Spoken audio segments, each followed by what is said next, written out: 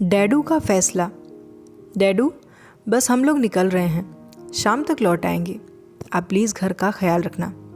हाँ, आपका खाना टेबल पर रख दिया है, जब भी भूख लगे लेकर खा लेना। रात तक का ही खाना बना दिया है, हम लोगों को आने में देर हो जाएगी तो थकने के बाद खाना नहीं बनेगा, और हम लोग वैसे भी खाना खाकर ही आएंगे। और हाँ, जाते जाते बाहर ताला लगाकर जा रहे हैं, आप अपना ख्याल रखना। दोनों बेटे और बहू कहते हुए अपने अपने परिवार के साथ घर से बाहर निकल गए। आज इन लोगों का रिजॉर्ट जाने का मूड है। एक बार भी किसी ने दीनानाथ जी से नहीं पूछा कि वो भी जाना चाहते हैं या नहीं। सोफे पर से उठकर खिड़की के पास चलकर गए और खिड़की में से नीचे देखा तो दोनों अपनी कारों में बच्चों के साथ बैठकर रवाना हो गए। थोड़ी देर तक खिड़की के बाहर यूं ही ताकते रहे। उसके बाद उदास मन से धीरे धीरे चलते हुए डाइनिंग टेबल पर आए और वहां रखे हुए खाने को खोलकर देखा। कैसरोल में 5 रोटियां, डोंगे में पतली सी दाल, एक प्लेट में सलाद के नाम पर 1 प्याज काटकर रखा हुआ था। खाने को देखते ही मन सोचने लगे कि अभी तो सुबह के 8 ही बज रहे हैं। आज पूरा दिन मुझसे इसी खाने से निकालना है, रात को भी खाना नहीं मिलेगा। इतने से मेरा पेट कैसे भरेगा। पिछली बार भी जब ये लोग घूमने गए थे तभी बहू इतना सा ही खाना बनाकर गई थी। रात को घर पर आने के बाद दीनानाथ जी ने सिर्फ इतना ही तो कहा था कि बहू, मुझे बहुत ज़ोर से भूख लगी है। बस उसी में दोनों बहुओं ने रोना धोना मचा दिया था। और बेटे तो वैसे भी अपनी पत्नियों के आगे कुछ बोलते नहीं हैं। पर आज फिर वही। दीनानाथ जी एक गहरी सांस लेकर अपने कमरे की तरफ आए। कमरे में अपनी पत्नी की तस्वीर देखकर आंखों में आंसू आ गए।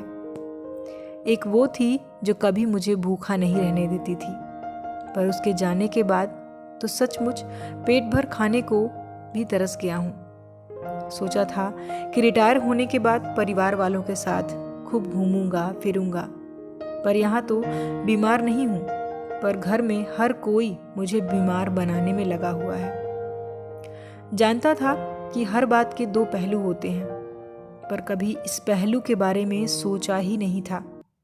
पहले कितना घूमने का शौक था, महीने में 2 बार तो परिवार के साथ बाहर घूमने निकल ही जाते थे।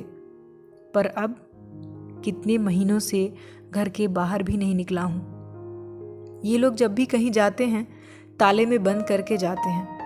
एक बार भी नहीं पूछते कि डैडू, आपको भी चलना है क्या। अब तो घुटन सी होने लगी है, किसी से बाहर बात भी नहीं करने देते और खुद भी बैठकर बात करना पसंद नहीं करते। आजकल पता नहीं दोस्तों के भी फ़ोन नहीं आते, न उनका फ़ोन लगता है। अपने घर का चौकीदार बनाकर रख दिया है मुझे। जब हाथ पैर चल रहे हैं तब मेरी कदर नहीं है, तो जिस दिन बिस्तर पकड़ लूँगा तो मुझे तो पूछेंगे भी नहीं। किसी न किसी निर्णय पर पहुंचना बहुत ज़रूरी हो चुका है। अभी दीनानाथ जी मन ही मन सोच रहे थे कि उनके फ़ोन पर एक अननोन नंबर से फ़ोन आया। जब मोबाइल उठाया तो दूसरी तरफ से उनके दोस्त शंभुनाथ जी बोल रहे थे। और दीनानाथ, कैसा है? कितने दिनों बाद तेरा फ़ोन लगा है। अरे शंभू, आज इतने दिनों बाद तुझे मेरी याद कैसे आई? भाई, ये पूछने के लिए कि कब तक भाभी के जाने का गम मनाएगा। कुछ आगे का सोचा है कि नहीं? मतलब ये कि इस बार हम सारे दोस्त मिलकर रामेश्वरम घूमने जा रहे हैं। तू भी चलेगा इस बार? पिछली 2 बार भी तो तुम मना कर चुके हो। मैंने मना किया? कब?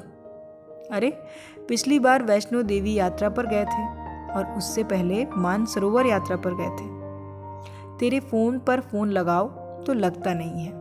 आखिर तेरे बेटों को फ़ोन लगाया, तब तेरे बेटों ने ही कहा कि डैडू मना कर रहे हैं। अब मम्मी के बगैर उनका कहीं मन नहीं लगता। इस बार मैंने किसी और नंबर से फ़ोन लगाया तुझे। कमाल है, ये नंबर तो लग गया। ये सुनकर दीनानाथ जी हैरान रह गए। उन्हें तो बिल्कुल पता ही नहीं था कि पहले 2 बार यात्रा जा चुकी है। मतलब बेटों ने उन तक बात पहुंचाई ही नहीं। और फिर उनका मोबाइल, अरे क्या हुआ, जवाब तो दे। अचानक शंभू जी की आवाज़ से दीनानाथ जी की तंद्रा टूटी। अरे हाँ, इस बार ज़रूर जाऊंगा। कितना क्या पेमेंट देना है वो बता देना, मैं डिपॉजिट करा दूंगा। चल मैं तुझे व्हाट्सएप ग्रुप में शामिल कर लेता हूँ और वहीं सारी डिटेल भेज देता हूँ। और रही बात पेमेंट की, तो वो तू बाद में दे देना। कम से कम तूने हाँ तो की। वैसे भी हम कल ही रवाना हो रहे हैं और तेरी टिकट हमने पहले ही करवा ली थी। अगर तू फ़ोन नहीं उठाता तो हम आज तेरे घर पे आ ही जाते।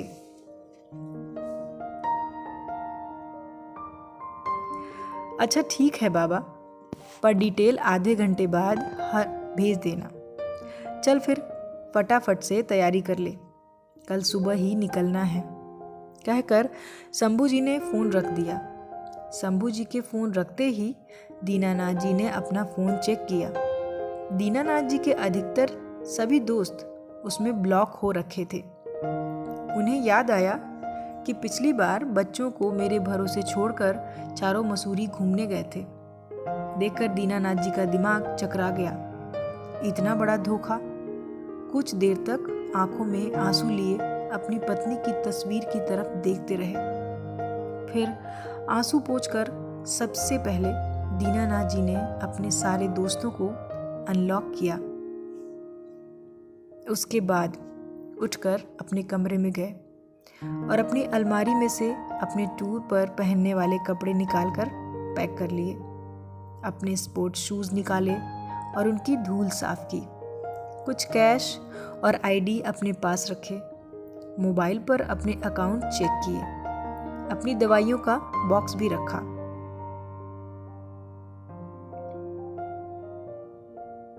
जितना समझ आया उस हिसाब से पैकिंग कर ली और इंतज़ार करने लगे दूसरे दिन का। रात को जब बच्चे घर आए तब तक दीनानाथ जी सो चुके थे।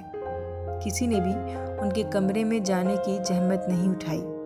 सब अपने कमरे में जाकर सो गए।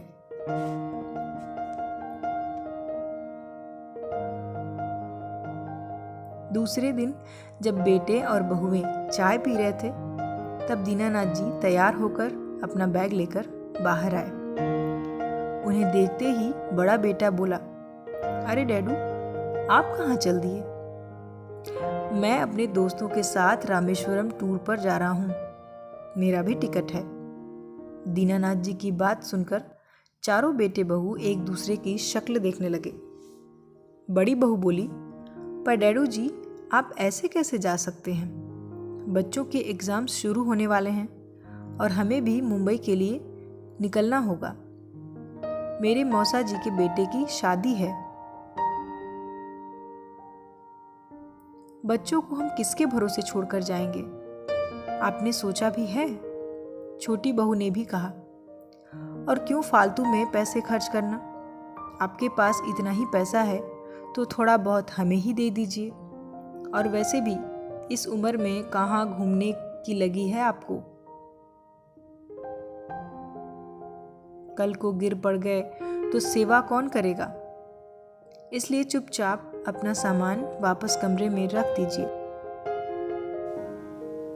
मुझे ऑर्डर देने वाली तुम कौन होती हो बड़ी बहू? तुम लोगों ने मुझे अपने घर का चौकीदार समझ रखा है, जो अपने बच्चों को मेरे भरोसे छोड़कर चले जाते हो। तुम लोगों की हिम्मत कैसे हो गई मेरे मोबाइल से मेरे दोस्तों को ही ब्लॉक करने की? डैडू, वो आपको कोई डिस्टर्ब ना करे ना, इसलिए ब्लॉक कर दिया था। अच्छा, मेरे आराम का इतना ही ख्याल है तो अपने बच्चे खुद संभालो। और रही बात मेरे घूमने फिरने के खर्चे की, सो वो मैं अपने खुद के कमाए पैसों से कर रहा हूँ, किसी को बताने की ज़रूरत नहीं है, कहकर दीनानाथ जी वहाँ से रवाना हो गए। बेटे और बहू से कुछ बोलते ना बना।